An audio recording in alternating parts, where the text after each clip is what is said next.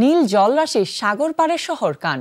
এখানেই গত ১৩ মে বসেছিল বিশ্ব সিনেমার অন্যতম মর্যাদাপূর্ণ উৎসব কান ফিল্ম ফেস্টিভ্যাল।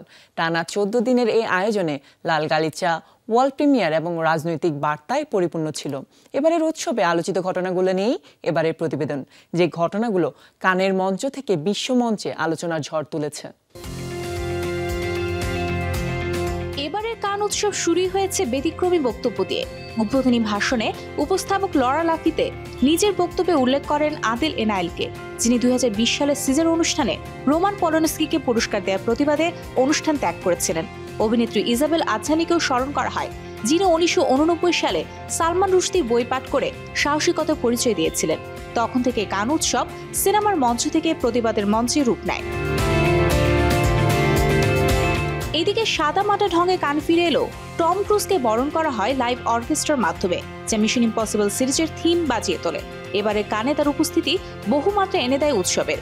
অন্যদিকে স্কারলেট, ক্রিস্টেন ও হ্যারিস এই তিনজনই কানে এবার ভিন্ন পরিচয়ে হাজির হয়েছিলেন। স্কারলেট জনসন পরিচালিত এলেনর দ্য গ্রেট, ক্রিস্টেন স্টুয়ার্টের দ্য ক্রোনোলজি অফ ওয়াটার এবং হ্যারিস ডিকিনসনের আর্চিন ছিল প্রথম পরিচালনায় সফল পদচারণা। ২০১০ সালে দমন-পীড়নের শিকার হওয়ার পর প্রথমবারের মতো কান চলচ্চিত্র উৎসবে আসেন জাফর পানাহি। তার নতুন সিনেমা আ সিম্পল অ্যাক্সিডেন্ট ইরানের দমনমূলক নীতির বিরুদ্ধে একটি সাহসী বার্তা বহন করে। এই সিনেমার মাধ্যমে নির্বাসন থেকে ফিরেই কানের মঞ্চে এবছর পেলেন সেরা চলচ্চিত্রের পুরস্কার। স্পাইক লির নতুন সিনেমা হাইস্ট টু লোয়েস্ট উপলক্ষে ডেনজেল ওয়াশিংটনকে সম্মানসূচক পাম দিওয়ার দেওয়া হয় এবার। ১৯ মে প্রিমিয়ারের আগে লাল গালিচায় ফটোগ্রাফারদের সঙ্গে একচোট ঝগড়া হয়ে যায় ডেনজেলের।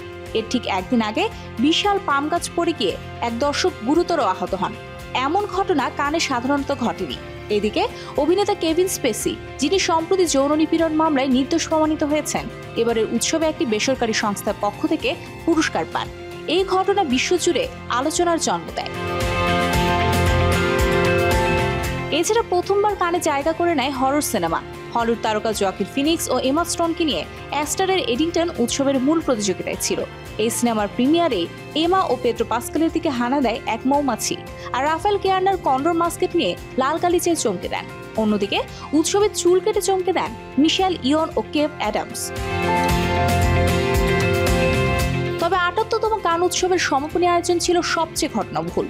দক্ষিণ ফ্রান্সে বিদ্যুৎ বিপর্যয়ের কারণে উৎসবের শেষ দিনে প্রদর্শনী ব্যাহত হয়েছে। এই বিপর্যয়কে নাশকতা বলে সন্দেহ করা হচ্ছে। কর্তৃপক্ষের ভাষ্য, একটি বিদ্যুৎ সাবস্টেশনে আগুন দেওয়া হয়েছিল এবং অন্য একটি স্থানে বিদ্যুতের খুঁটির ক্ষতি সাধন করা হয়। কিন্তু শেষ পর্যন্ত বিকল্প সরবরাহ থাকায় সমাপনী অনুষ্ঠান নির্ধারিত সময় শেষ করতে পারেন বলে জানান আয়োজকরা। এ ঘটনায় এখনও তদন্ত চলছে ফরাসি পুলিশের। মারিও সান, শোবিজ টুনাইট।